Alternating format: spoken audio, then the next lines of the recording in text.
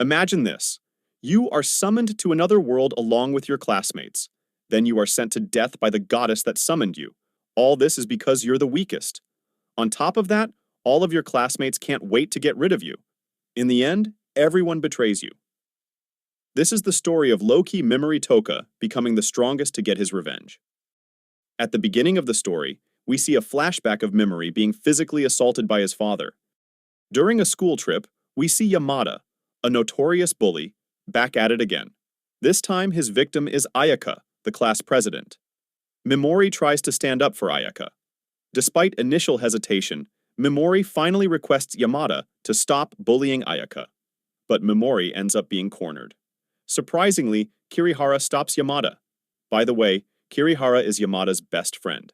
As you might have guessed, he is no different from Yamada. He is arrogant and narcissistic. He is one of those guys who thinks they are the center of the universe. Anyway, the next thing they know, they are summoned to another world by Goddess Vicious. The goddess informs everyone that they have been summoned to fight the Demon King. Initially, nobody believes that they are in another world. Meanwhile, Yamada, with his usual attitude, throws a tantrum for summoning them without their consent. But Goddess Vicious requests them to help her. By the way, Goddess Vicious might seem polite, but in reality, she is indeed vicious and ruthless. But then the goddess unleashes a demonic beast on a helpless man, then proceeds to subjugate the beast. Needless to say, everyone immediately realizes that they are indeed in another world. After some back and forth, Goddess Vicious begins measuring their skills and levels one by one.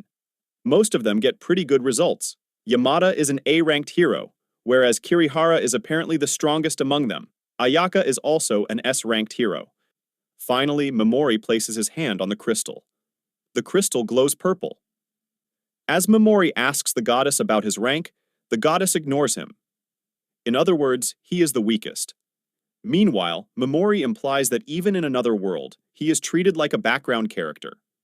Even Yasu, the biggest loser among them, and also a victim of Yamada, is an A-ranked hero with the potential to become the strongest.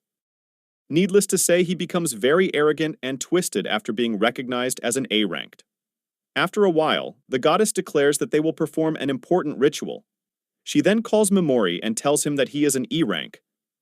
According to her, all the lowest-ranked heroes have a history of getting in the way of higher-ranked heroes. Therefore, she has decided that Mimori has been marked for disposal.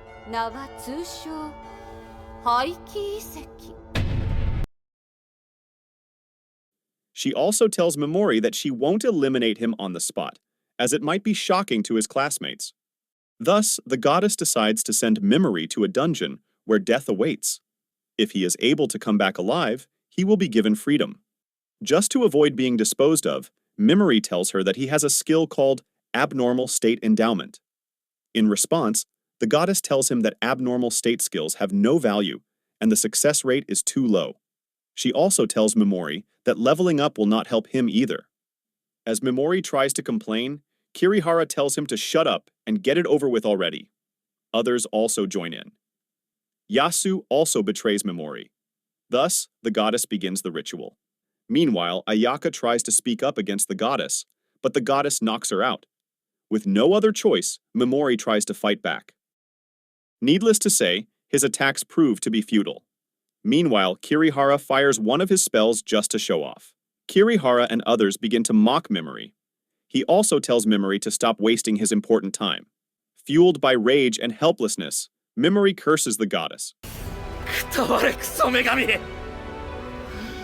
It is safe to say that the useless goddess from Moonlit Fantasy has some competition.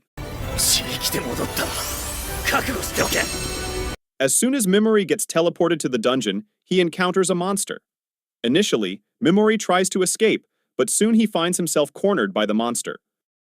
He almost gives up, but then he recalls how he was betrayed by everyone.